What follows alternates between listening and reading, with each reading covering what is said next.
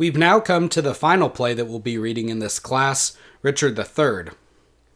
This is the longest of the history plays, and the second longest of all of Shakespeare's plays, behind only Hamlet in terms of lines.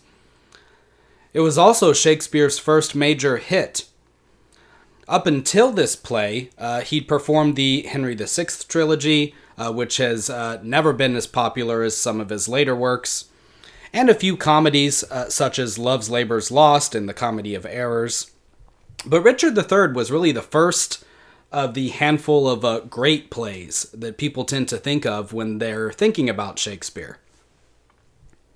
One thing to note about it is that it depicts the end of the dynastic line that we've seen, or that we've been following throughout all of these plays.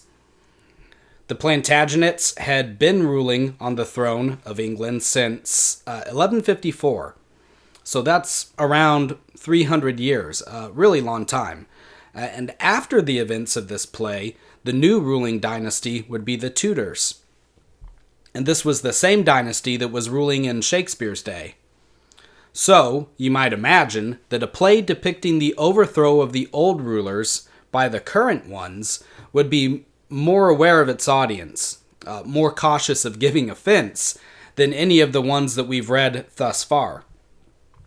The man who eventually defeats Richard in Act 5, Henry, the Earl of Richmond, was the grandfather of the current reigning monarch, Queen Elizabeth, when Shakespeare came to London. So it would only stand to reason that the last Plantagenet had to be portrayed as a thoroughly wicked, corrupt, morally depraved ruler whose overthrow was justified. And that's partly why we get the depiction of the devilish Richard that we have. Even though it's inarguably a great work of art and stands on its own merits as such, many historians see this play as a specimen of Tudor propaganda.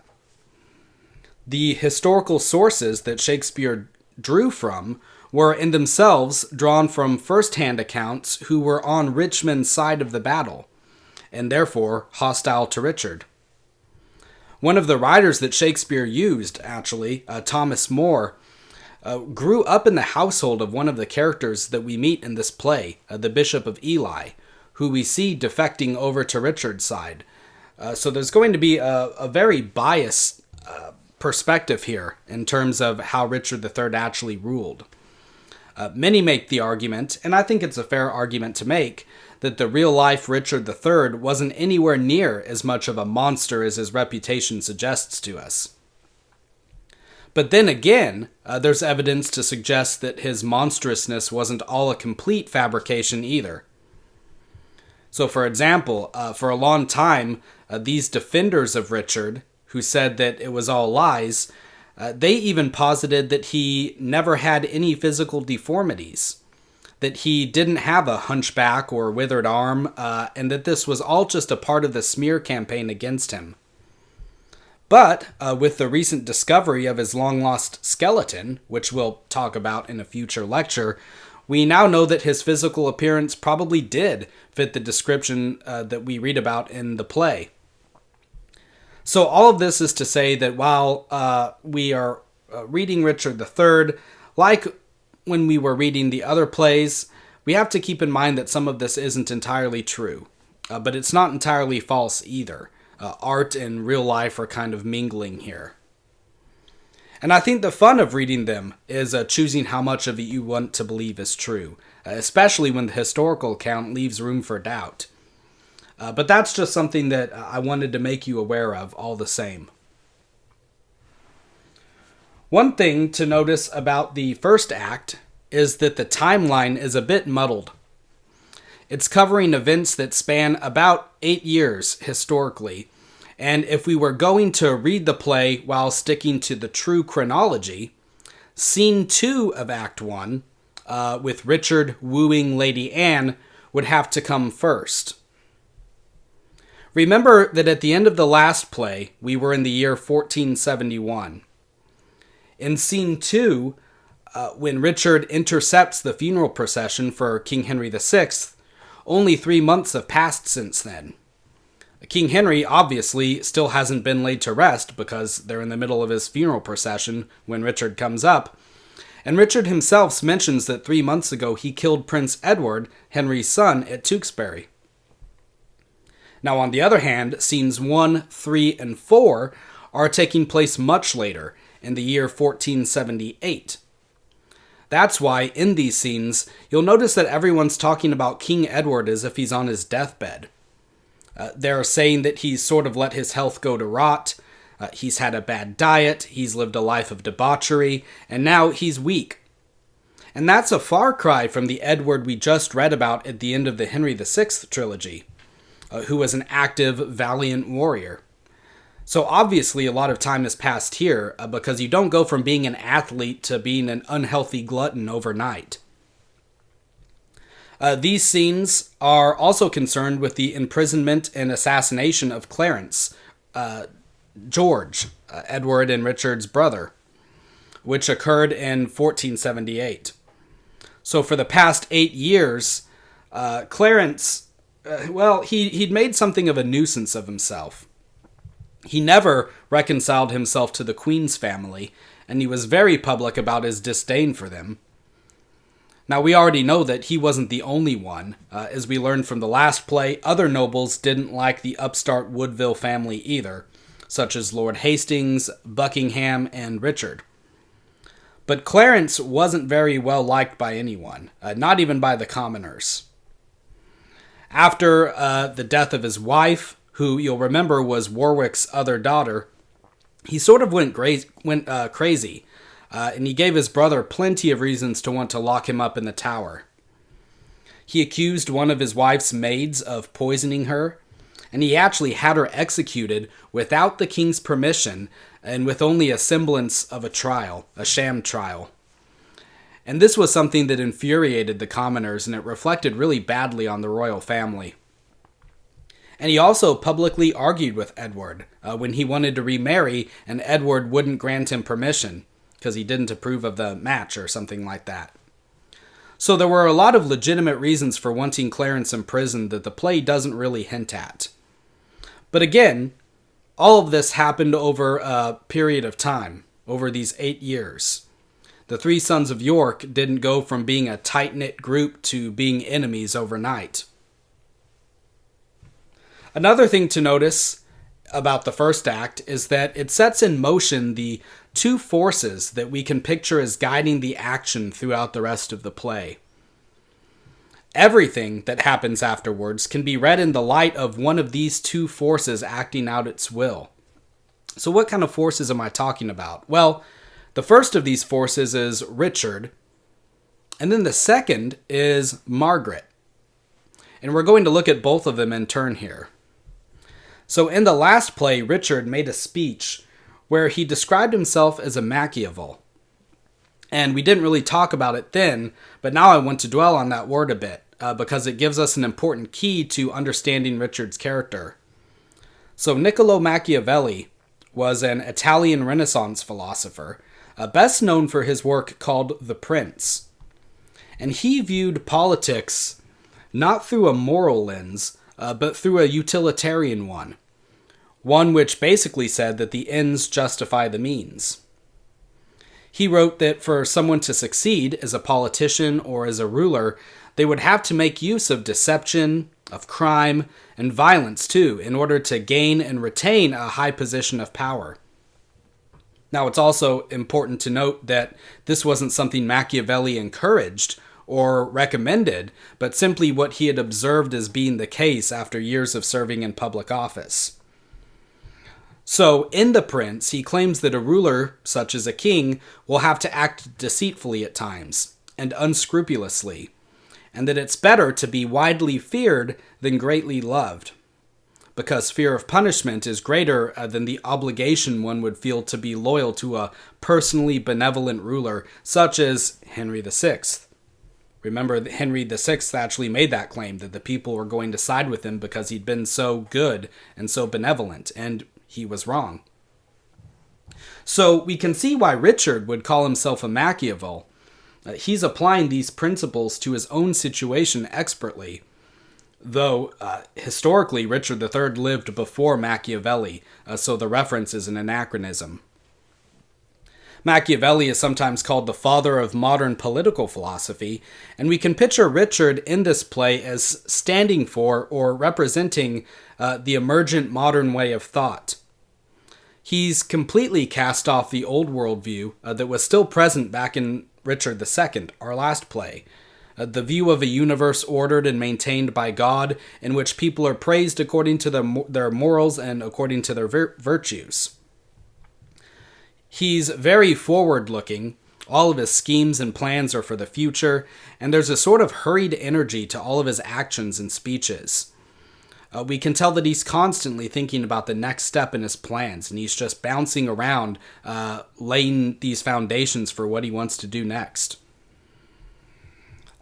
Like in the last play, he makes us, the readers, his confidant, revealing his true self in soliloquy when he has the stage to himself.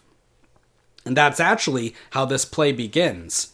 He comes out and he gives a speech, a very famous speech, that reveals what his plans are for seizing power, why he wants to seize power, and also, more importantly, why he feels himself justified in doing so. He talks about how nature cheated him by giving him such a misshapen appearance, and that because of this, he'll never be able to live comfortably in the rosy, peaceful times that he's now in, now that the War of the Roses is over. So he blames nature, and in effect, God, for making him what he is, and saying that really, he has no other choice but to play the villain. So here's the speech. He says this: "Now is the winter of our discontent made glorious summer by the sun of York, and all the clouds that lowered upon our house in the deep bosom of the ocean buried.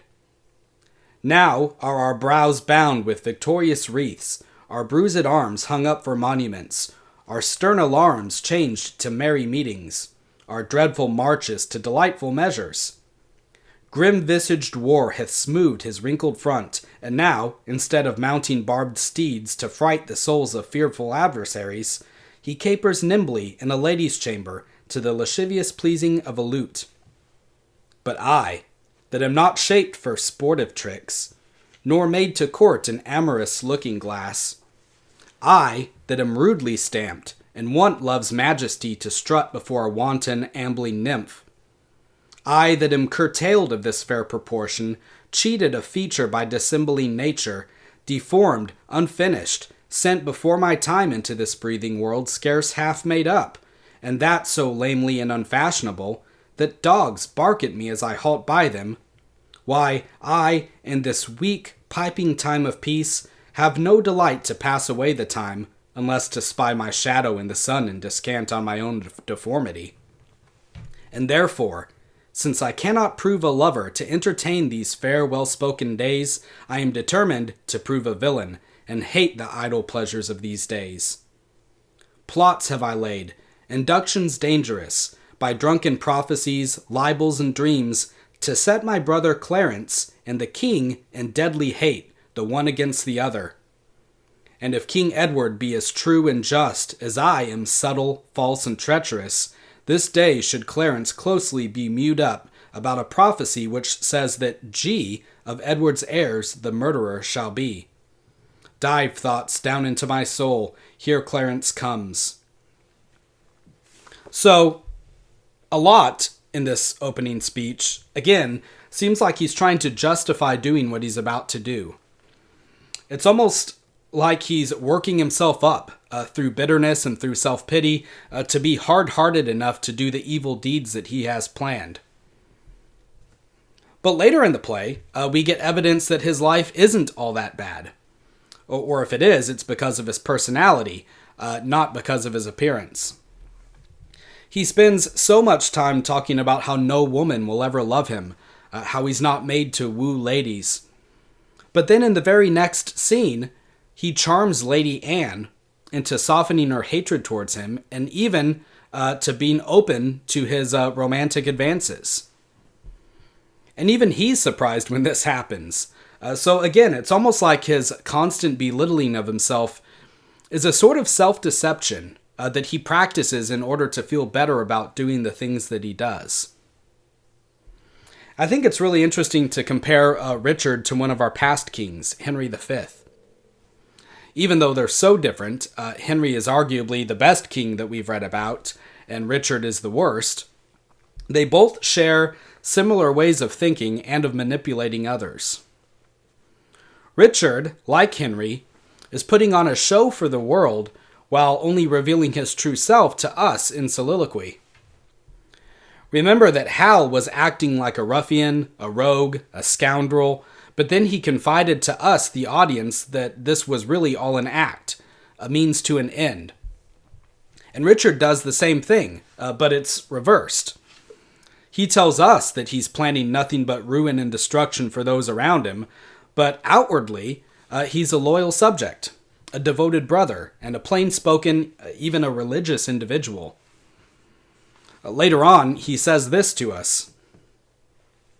Clarence, who I indeed have cast in darkness, I do beweep to many simple gulls, namely to Derby, Hastings, Buckingham, and tell them 'tis the queen and her allies that stir the king against the duke my brother.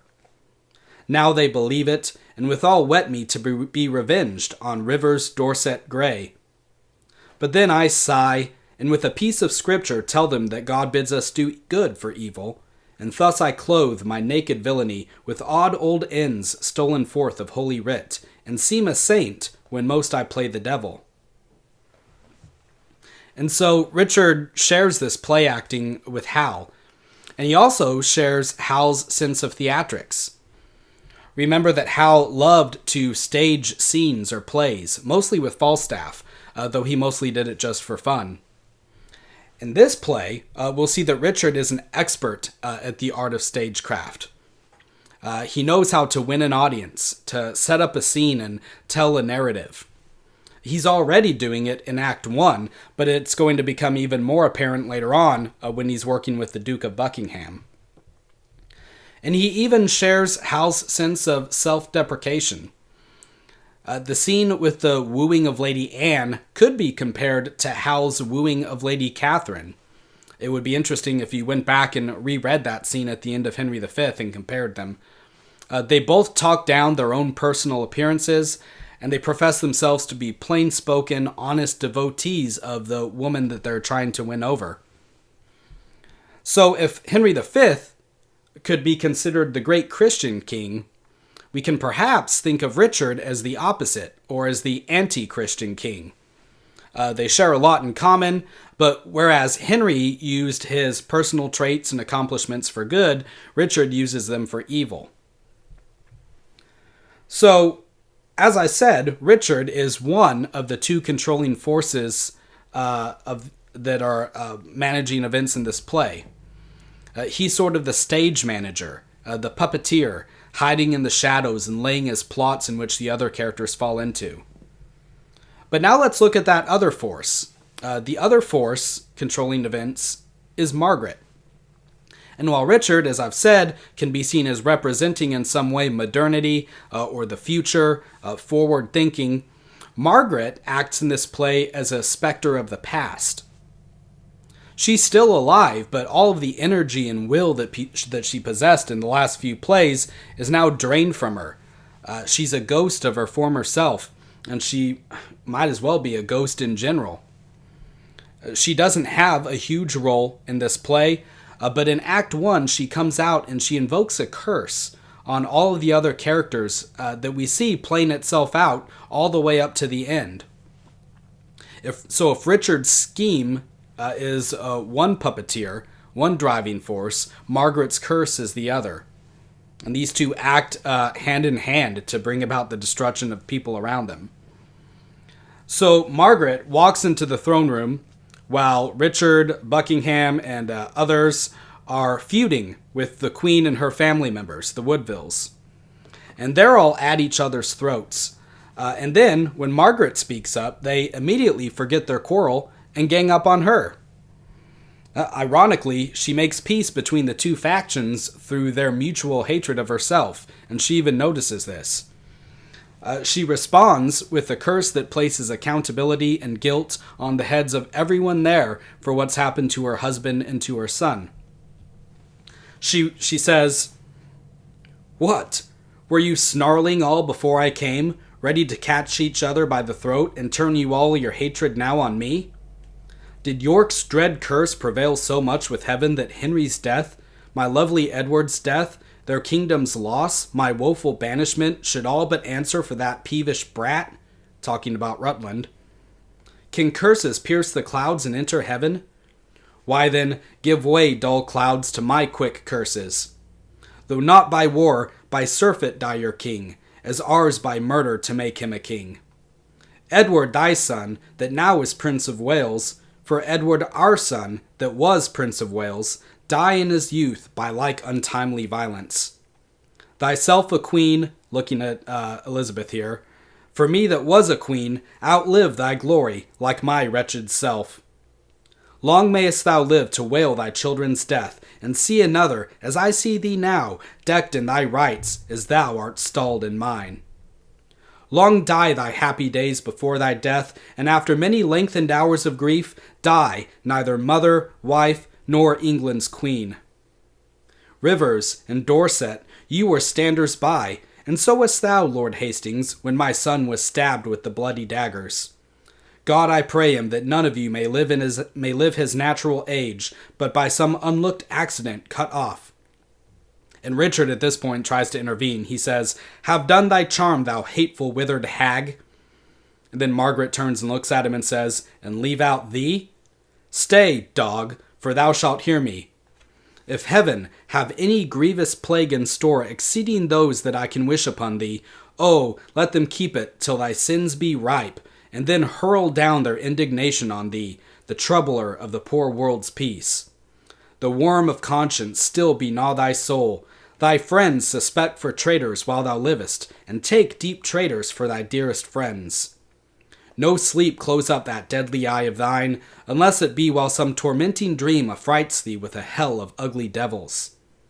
Thou elvish-marked, abortive, rooting hog, thou that was sealed in thy nativity, the slave of nature and the son of hell, thou slander of thy heavy mother's womb, thou loathed issue of thy father's loins, thou rag of honor, thou detested..." And then there's kind of a funny moment where Richard cuts in and finishes her sentence for her and says, "Margaret." So it's almost as if he's saying, everything you're saying about me is true about yourself. But this is her curse. And for the rest of the play, we can see this curse being acted out. So there's a long history in drama of utilizing the fulfillment of a curse as a driving plot, going all the way back to the ancient Greeks. The Oresteia trilogy by the playwright Aeschylus is all about a curse that lingers over the house of Atreus and manifests itself in one revenge killing after another. It's that bloody cycle that just won't stop.